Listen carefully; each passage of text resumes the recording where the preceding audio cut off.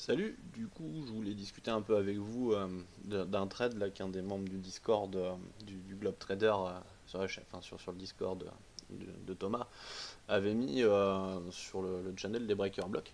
Donc en fait il posait une question qui était intéressante, c'était de savoir pourquoi il avait donc vu ce breaker là, ici, et un autre qui se forme après.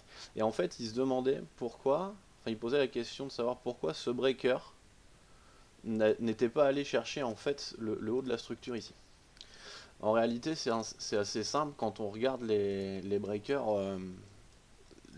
que Thomas prend, qui nous explique, c'est que il faut déjà se servir de la structure immédiate. Donc là, on a un order flow qui est plutôt baissier, donc on va plutôt chercher à prendre un breaker à la baisse. Donc impertinent, ça aurait été celui-ci là, parce qu'on a une petite accumulation là,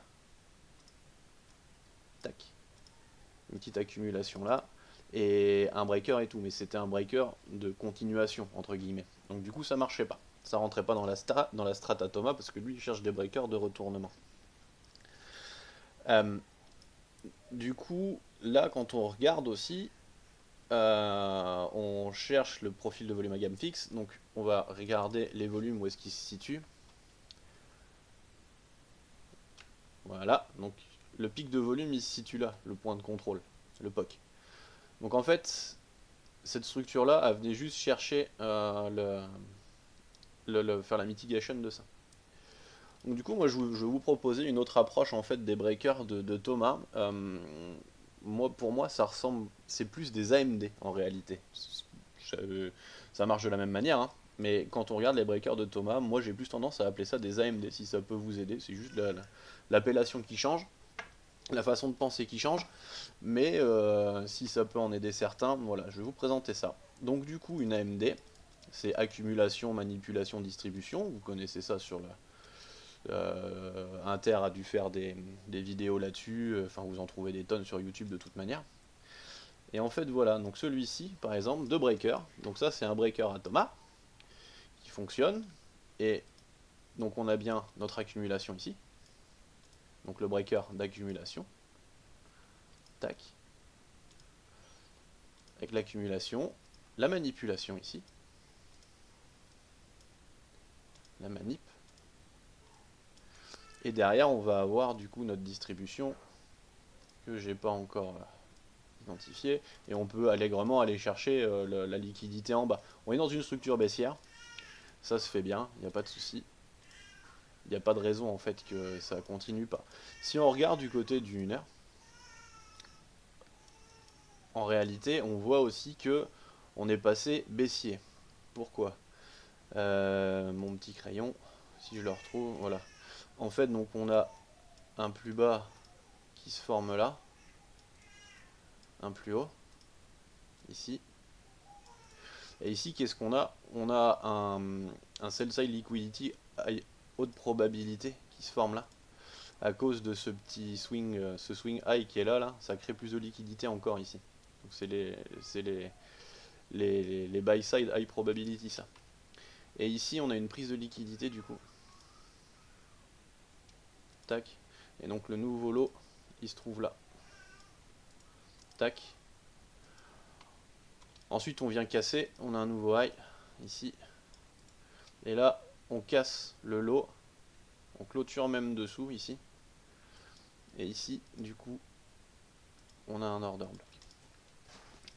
Donc moi, comment je choisis les order blocks, comment je définis un petit peu tout ça. Enfin c'est pas ma définition d'ailleurs, mais c'est une définition qui me plaît bien.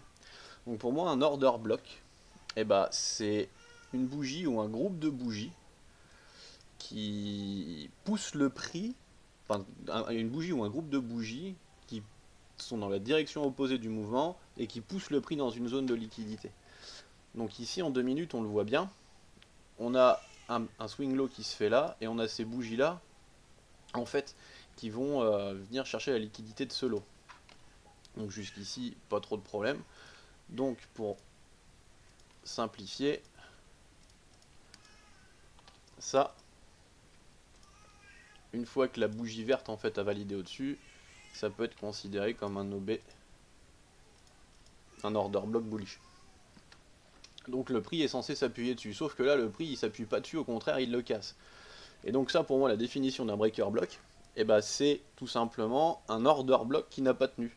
Donc cet order block là qui est censé être un order block bullish devient pour le coup un breaker block bearish. En 5 minutes il est peut-être plus pertinent. Devient un breaker block bearish. Donc là, pour le noter, moins BB, tac. Et ensuite, après, alors là, on a deux façons de voir les choses. La façon d'Internotex, si j'ai bien compris, de toute façon, et je pense qu'il verra la vidéo, il va me rattraper si je me plante. Internotex, il prend ici, ça, c'est le CISD, le Change in State of Delivery, la plus grosse bougie qui va chercher vraiment la liquidité. Moi je suis pas à l'aise avec ça, je le maîtrise pas comme lui, du coup j'ai plus tendance à prendre en fait le groupement de bougies qui vont donner l'impulsion. Donc pour moi le breaker block ici est aligné avec le CISD. Après c'est une façon de voir les choses, hein. En réalité on traite tous la même chose mais on a des appellations ou des façons de voir, enfin des appellations différentes et on se place pas forcément au même endroit. Donc après au niveau des déplacements, en fait c'est il y a plusieurs écoles, donc on peut se placer sur le POC de cette accumulation là. Ah, ça c'est dommage. On va recommencer. Donc on peut se placer sur le POC de cette accumulation là. Tac. Position short.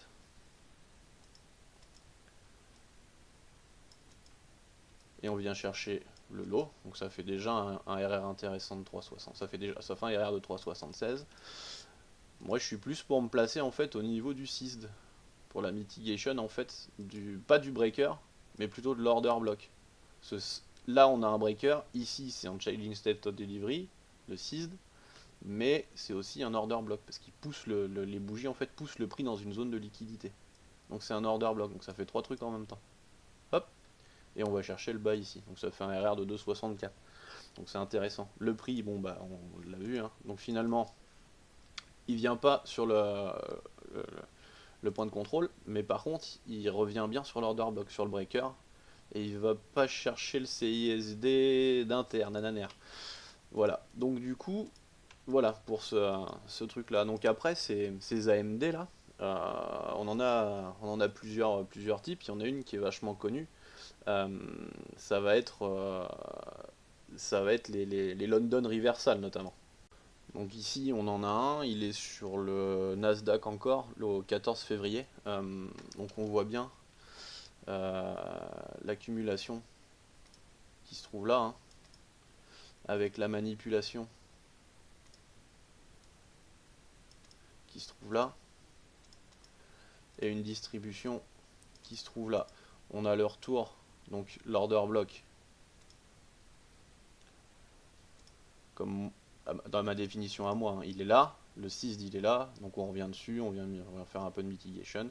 Là du coup, par rapport à ce que dit Inter, enfin l'order block d'Internotex, il est là, voilà. Et ça distribue. Bon, celui-ci, il n'a pas donné beaucoup, tout simplement parce que c'est une AMD qui est à contre-tendance. Vous voyez, on est vraiment sur une très grosse impulsion haussière. Voilà. Et j'en avais un autre. Donc celui-ci, il se trouve sur l'or. Donc là, on a vraiment une très grosse accumulation avec un London Reversal. Il prend bien les lots de l'Asia. On est dans la tendance, hein, on voit bien. Très grosse accumulation ici. On a forcément le draw on liquidity qui est là. Voilà. Et là, pour le coup, donc on voit bien cette accumulation ici. Très grosse accumulation. Orange. Hop. Je vais enlever les couleurs du... Voilà. On a bien notre manipulation qui se fait là. Tac. Donc là, on vient chercher toute la liquidité en bas, là, en bas de cette accumulation là. Donc notre manipulation ici. Rouge. Et notre distribution bah, qui se fera par la suite. Par là. Avec la dernière bougie qui pousse le prix dans une zone de liquidité, donc en l'occurrence c'est celle-ci. l'order block qui se trouve là, qui fait aussi office de CISD. Notre breaker block, lui, bah pour le coup, notre breaker block, lui, il n'est pas aligné dessus. Parce que là, la bougie, le groupement de bougies qui prend la zone de... enfin, qui chope en fait la zone de liquidité, enfin, qui chope une liquidité, c'est celui-là, ici, là. Notre breaker block, il est là. Donc, pour le coup, si on remet un... Si on retrace un POC, je vais jamais arriver à le trouver du premier coup, ce truc-là. Si on retrace un POC, voilà, donc le POC est là, ok. On pourrait s'attendre à ce que faire un MSS en fait franc ici, pour Thomas, et revenir chercher ce POC là. Moi je propose en fait l'entrée plus tôt, là, rentrer vraiment là. Tac, on a vraiment inversé, et là on peut partir. C'est beaucoup moins sécuritaire, hein. Faut l'admettre, hein. C'est vachement moins sécuritaire, mais ça fonctionne. Après je sais pas s'il revient... Alors, on a le milieu de la queue en gros qui est là, on avait dit. Est-ce qu'il revient dessus ou est-ce qu'il part sans nous? Ah, il va pas revenir. Après c'est un breaker mais plus ouais, plus haut time frame en fait. Voilà. Donc j'espère que ça aura pu en aider certains d'entre vous. Si vous avez des questions, n'hésitez pas à me les poser à Thomas ou n'importe qui pourra vous répondre. En fait, tout le monde répond à tout le monde sur ce Discord, c'est ça qui est cool. Allez, bonne soirée et à plus tard. Salut!